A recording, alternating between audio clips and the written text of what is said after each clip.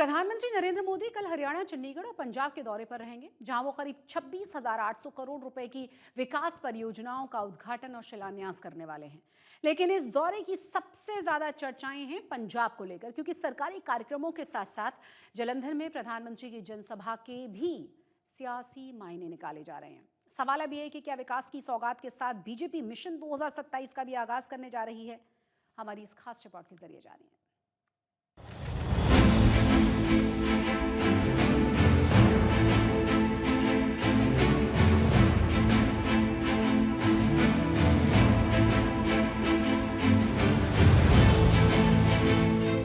तैयारियां पूरी हो चुकी हैं, मंच सज चुका है और अब इंतजार है 17 जुलाई यानी कल का, जब पीएम मोदी हरियाणा, चंडीगढ़ और पंजाब के एक दिवसीय दौरे पर लगभग 26,800 करोड़ रुपए की अलग अलग परियोजनाओं का उद्घाटन और शिलान्यास करेंगे। पीएम मोदी सबसे पहले हरियाणा के जिंद में लगभग 14,700 करोड़ रुपए की विभिन्न परियोजनाओं की आधारशिला रखेंगे और इसके बाद जिंद और सोनीपत के बीच चलने वाली देश की पहली हाइड्रोजन ट्रेन को हरी झंडी दिखाएंगे। इसके अलावा यहाँ पर पीएम कुरुक्षेत्र में सिख गुरुओं की विरासत और सिख परंपरा को समर्पित सिख संग्रहालय की आधारशिला भी रखेंगे। हरियाणा के बाद पीएम मोदी चंडीगढ़ जाएंगे, जहां वो 6600 करोड़ रुपए की स्वास्थ्य, शिक्षा और सड़क परियोजनाओं का उद्घाटन और शिलान्यास करेंगे। चंडीगढ़ पीजीआई में सबसे पहले PM Modi advanced mother and child centre और एडवांस्ड न्यूरो साइंसेज सेंटर का उद्घाटन करेंगे। साथ ही वो 150 बिस्तरों वाले क्रिटिकल केयर ब्लॉक की आधारशिला भी रखेंगे। इसके अलावा वो पंजाब इंजीनियरिंग कॉलेज और गवर्नमेंट कॉलेज के सेक्टर 46 में नए छात्रावासों और अन्य बुनियादी ढांचों की परियोजनाओं की आधारशिला भी रखेंगे। पीजीआई में 1250 करोड़ वर्थ के प्रोजेक्ट्स, मेडिकल प्रोजेक्ट्स उन्होंने इनॉग्रेट करने हैं, उन्होंने डेडिकेट करने हैं। उसमें 3 मेन प्रोजेक्ट्स है पीजीआई में। Two main projects are the Advanced Maternal and Child Care Center and Advanced Neuroscience Center. इन दोनों की कल इनॉग्रेशन है और क्रिटिकल केयर ब्लॉक का फाउंडेशन स्टोन ले लिया जाएगा। In all net worth of these projects is approximately 1250 crore. Chandigarh के बाद पीएम मोदी की आखिरी और सबसे अहम पड़ाव पंजाब के जालंधर में होगा, जहां वो 5,470 करोड़ रुपए से अधिक की रेल और सड़क परियोजनाओं का उद्घाटन और शिलान्यास करेंगे। जालंधर से ही पीएम मोदी अमृत भारत स्टेशन योजना के तहत 20 राज्यों के 75 पुनर्विकसित रेलवे स्टेशनों का भी उद्घाटन करेंगे। देश के प्रधानमंत्री नरेंद्र मोदी कल 17 जुलाई पंजाब, हरियाणा, चंडीगढ़ दौरे पर हैं और जालंधर कैंट रेलवे स्टेशन सहित कई स्टेशन का वर्चुअल उद्घाटन करेंगे। पंजाब भर से पुलिस यहाँ पर लगाई गई है और ये देख सकते हैं कि चेकिंग जो पुलिस द्वारा पूरी की जा रही है। पीएम मोदी के दौरे को लेकर पूरा प्रशासन हाई अलर्ट पे है और तमाम जो प्रशासनिक अधिकारी हैं, चाहे पुलिस अधिकारी हैं, चाहे रेलवे अधिकारी हैं, चाहे नेशनल सिक्योरिटी फोर्स है, वो सभी यहाँ पर पहुंची हुई है और रख रखाव को लेकर यहाँ पर तैयारियां जो हैं वो की जा रही हैं। जालंधर कैंट रेलवे स्टेशन का करीब 125 करोड़ रुपए की लागत से रीडेवलपमेंट किया गया है। आधुनिक सुविधाओं से लैस इस स्टेशन डिजाइन में पंजाब को ऐतिहासिक और सांस्कृतिक विरासत की झलक भी साफ दिखाई दे रही है। अमृत भारत रेलवे स्टेशन योजना के तहत जालंधर कैंट रेलवे स्टेशन बनाया गया है और 75 कल स्टेशनों का वर्चुअल उद्घाटन किया जाएगा। पीएम मोदी कल जालंधर कैंट रेलवे स्टेशन पहुंच रहे हैं। क्या कहना चाहेंगे देश की इस जो स्टेशन की जो हालात है उसे बदलते हुए? बहुत अच्छा हुआ है, ये अच्छा शुरुआत किया मोदी साहब ने। बहुत सारे रेलवे स्टेशनों का अच्छा इनोवेशन करके बहुत अच्छा किया गया। वर्ल्ड क्लास पे रेलवे स्टेशन बन रहे हैं, उससे हमें बहुत अच्छा लग रहा है। स्टेशन जो है बढ़िया बना है और मतलब पहले से काफी फैसिलिटी दी गई है, तो अच्छा ही हुआ है जो भी हो रहा है, जो फैसिलिटी अब यहाँ पे दी जाएंगी। बीते 5 महीनों में पीएम मोदी का ये दूसरा पंजाब दौरा है। इससे पहले फरवरी में पीएम मोदी डेरा सचखंड बलना आए थे और अब जब दोआबा के दलित लैंड का सौगात देने के साथ साथ पीएम मोदी जनसभा को संबोधित कर रहे हैं, तो पीएम मोदी के इस दौरे के सियासी मायने भी निकाले जा रहे हैं। प्राइम मिनिस्टर साहब, पहले तो मैं पंजाब की बीजेपी की तरफ से रेलवे मिनिस्टर होने की बहुत खुश हूं और दूसरी बात, सारे पंजाबी जिस तरीके से किसी से भी बात करो, हर कहता है मैं यहाँ आना चाहता हूं, क्योंकि अब जगह को देखते हुए, अरेंजमेंट को देखते हुए सबको कहा है भी अपने अपने ब्लॉक में, अपने अपने वार्ड में जहाँ तो स्क्रीन का प्रबंध कीजिए, जहाँ अपने अपने मोबाइल पे लाइव होगा देखिए, क्योंकि यहाँ पे हम जो 10-15 हजार लोगों का प्रबंध जो है वो कर सकें। प्रधानमंत्री जालंधर से अमृतसर वाराणसी के बीच चलने वाली नई श्री संत रविदास एक्सप्रेस ट्रेन को भी हरी झंडी दिखाएंगे। चूंकि वाराणसी प्रधानमंत्री का संसदीय क्षेत्र और संत रविदास दोआबा के रिवादासिया समाज की सबसे बड़ी आस्था है, इसलिए पीएम मोदी के इस दौरे को लेकर भी ये कहा जा रहा है कि बीजेपी पंजाब के मिशन 2027 के लिए दोआबा को अपना लॉन्च पैड बना रही है, ताकि जालंधर, होशियारपुर, कपूरथला और शहीद भगत सिंह नगर की दोआबा बेल्ट में आने वाली करीब 23 विधानसभा सीटों के दलित वोट बैंक को बीजेपी के साथ जोड़ा जा सके। बहरहाल अब हर किसी की नजर कल होने वाले पीएम मोदी के संबोधन पर टिकी है। जालंधर से गौरव बस्सी के साथ आज तक ब्यूरो। पंजाब कांग्रेस में चल रही सियासी घमासान को लेकर आज दिल्ली में एक अहम बैठक हुई है, जिसमें चरणजीत सिंह चन्नी, सुखजिंदर रंधावा समेत पंजाब कांग्रेस के नेता शामिल हुए। चंडीगढ़ में भूपेश बघेल के साथ हुई इस बैठक के बाद झगड़े को लेकर दिल्ली में आलाकमान के साथ ये पहली बैठक हुई थी, जहां हाईकमान ने चन्नी खेमे के नेताओं के साथ आलाकमान के साथ अपने स्टैंड को लेकर मंथन किया है।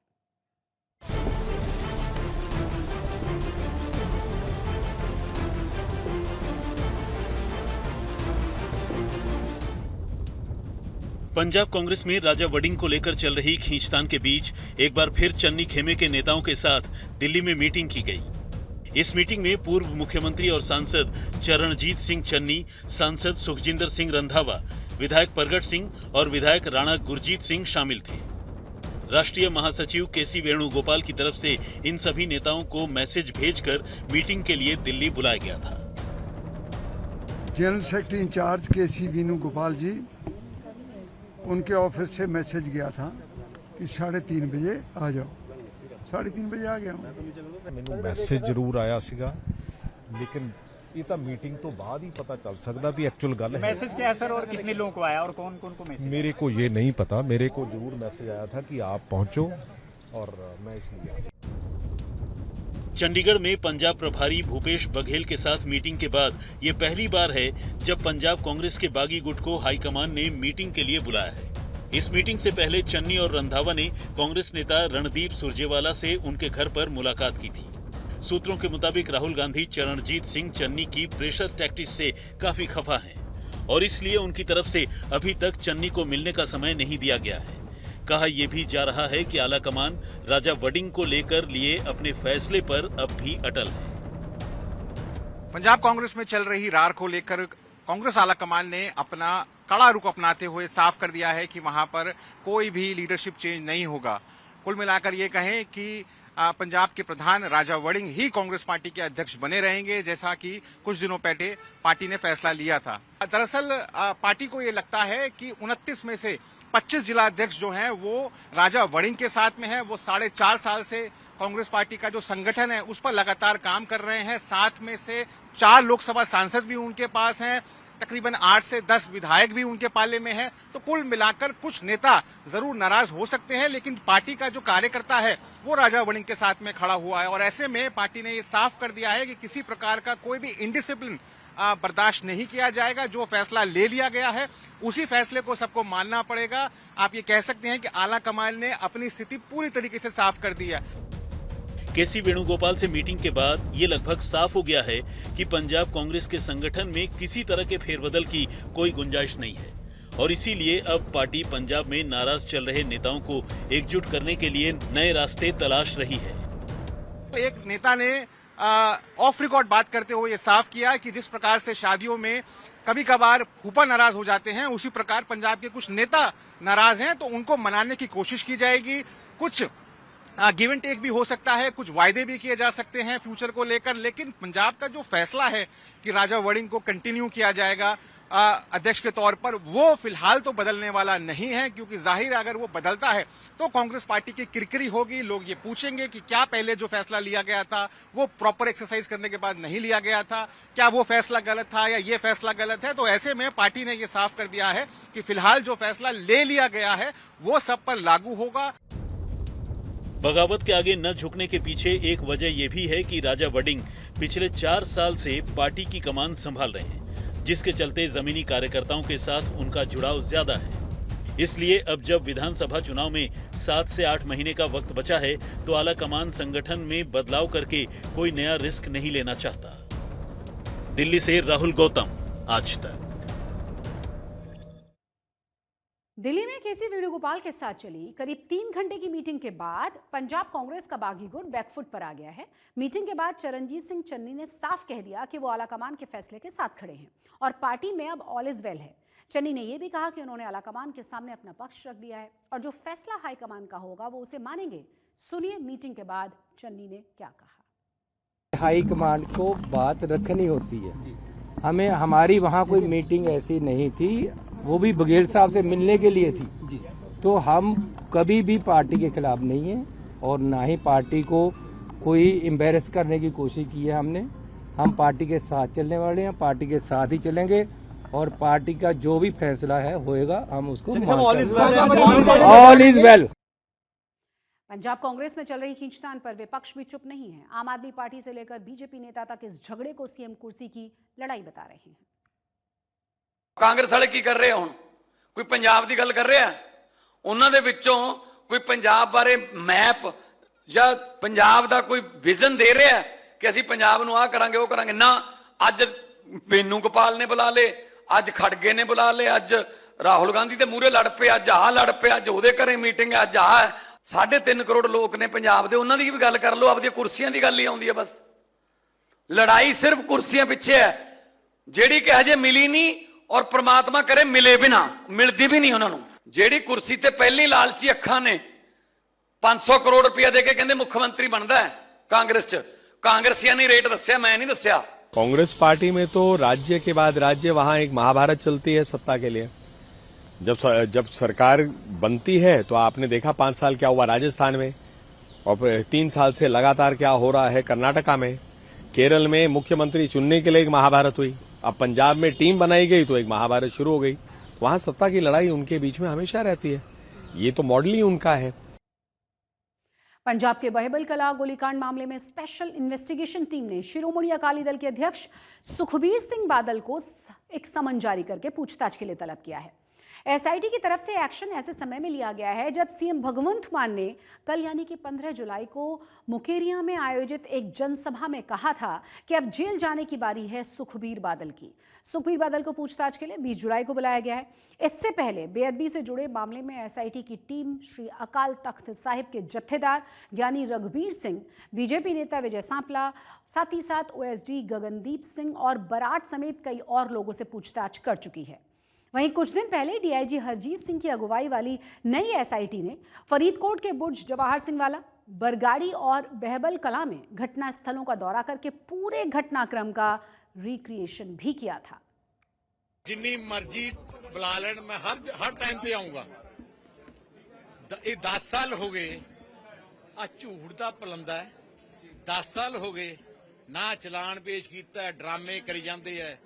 मैं कहना आई इन्हां दी बेअदबी है, ਜਿਹੜੇ ਗੁਰੂ ਦੇ ਐਡੀ ਵੱਡੀ ਕੇਸ ਹੋਇਆ ਸੀ ਉਦੋਂ ਲੋਕਾਂ ਨੂੰ ਫੰਡ ਦੀ ਬਜਾਏ ਪੋਲਿਟਿਕਸ ਖੇਡ ਰਿਹਾ ਹੈ। ਖੇਡ ਲੋ, 4 ਮਹੀਨੇ ਰਹਿ ਗਏ, असली दोषी ਅਸੀਂ ਫੜਾਂਗੇ। बेअदबी से जुड़े मामले में एक तरफ जहां सीएम भगवंत मान लगातार अकाली दल पर हमलावर हैं तो दूसरी तरफ विपक्षी दल बेअदबी मामले में इंसाफ दिलाने की टाइमिंग को लेकर सवाल उठा रहा है। श्रोमणी कमेटी ने पोस्टर लाते मेरे गुरुद्वारा साहब के मूहरे हरेक पिंड च, जो श्रोमणी कमेटी के गुरुद्वारे ने कि भगवंत मान नूं मूंह ना लाओ, वो बाईकाट करो। कमाल है, फिर सुखबीर बादल दे क्यों नहीं लगे बई?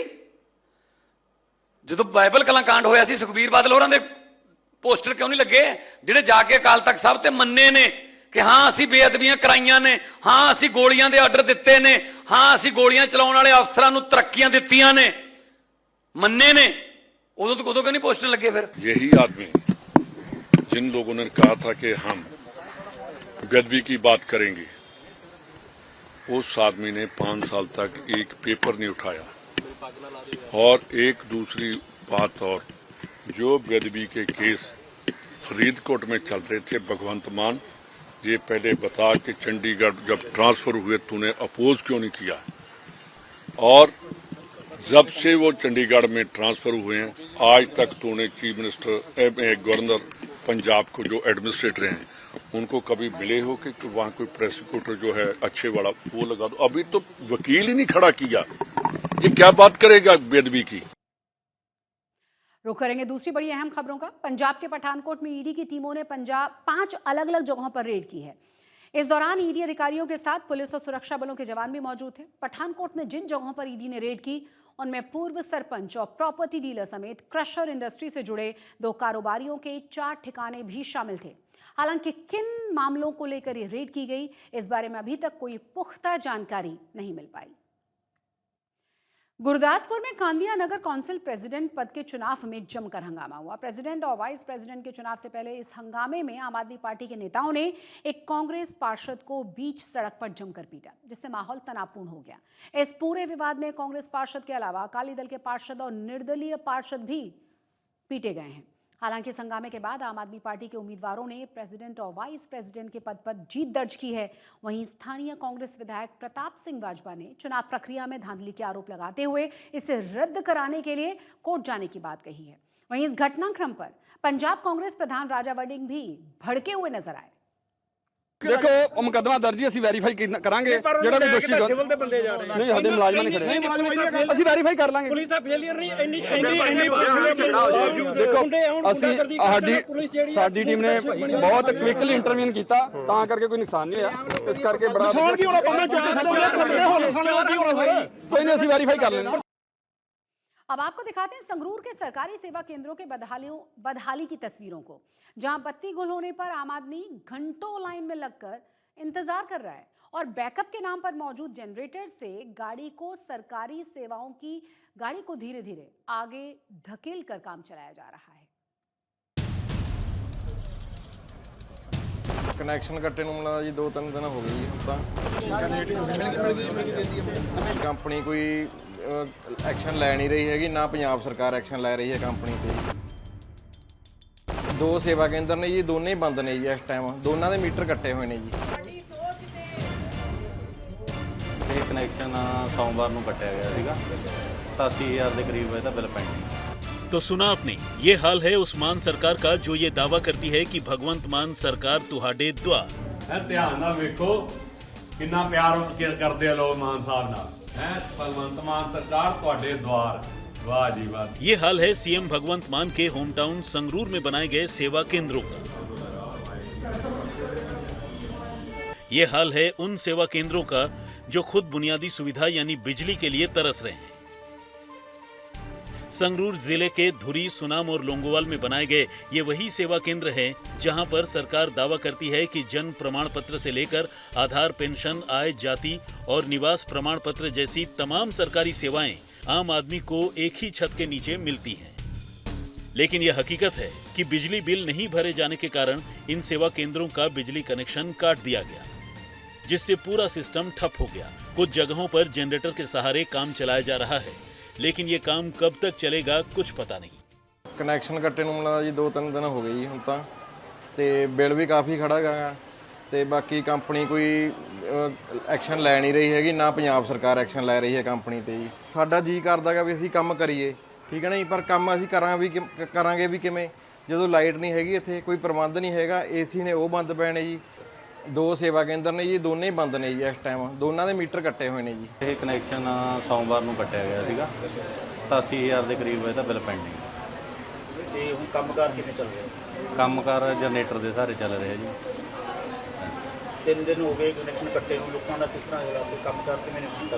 ਹਾਲਾਤ ਤਾਂ ਸਰ ਬੁਰੇ ਨੇ, ਗਰਮੀ ਨਾਲ ਸਾਡੇ ਵੀ ਬੁਰੇ ਨੇ ਹਾਲਾਤ। ਏਸੀ ਬੰਦ ਨੇ ਨਾ, ਜਨਰੇਟਰ ਦੇ ਚੱਲ ਨਹੀਂ ਰਹੇ, ਗਰਮੀ ਨਾਲ ਬੁਰੇ ਹਾਲਾਤ ਨੇ। ਕੋਈ ਨੁਮਾਇੰਦਾ ਨਹੀਂ ਆ ਕੇ ਦੇਖਿਆ ਕਿਸੇ ਨੇ ਆ ਕੇ? ਇਹ ਸੀਨੀਅਰ ਦੇਖਦੇ ਨੇ ਜੀ, ਉਹ ਗਾਹਾਂ ਕੰਪਨੀ ਨੂੰ ਭੇਜਦੇ ਨੇ, कंपनी जिवें बिल पास कर दी उस हिसाब से काम हो रहा है। स्थानीय लोग कई घंटों तक काम शुरू होने का इंतजार कर रहे हैं और कुछ लोग बिना काम कराए ही वापस लौट रहे हैं। 3 दिन हो गए ਇੱਥੇ ਲਾਈਟ ਨਹੀਂ ਆ ਰਹੀ। ਆ ਜਨਤਾ ਦੇਖੋ ਕਿੰਨੀ ਮਰ ਜਾਏ ਗਰਮੀ ਦੇ ਵਿੱਚ। ਏਸੀ ਨੇ ਜਿਹੜੇ ਉਹ ਖਰਾਬ ਹੋਏ ਪਏ ਨੇ। ਇਹ ਸੀਐਮ ਸਿਟੀ ਦਾ ਇਲਾਕਾ ਹੈ, ਸੀਐਮ ਸਿਟੀ ਦਾ ਸ਼ਹਿਰ ਹੈ ਇਹ ਸੀਐਮ ਸਾਹਿਬ ਦਾ।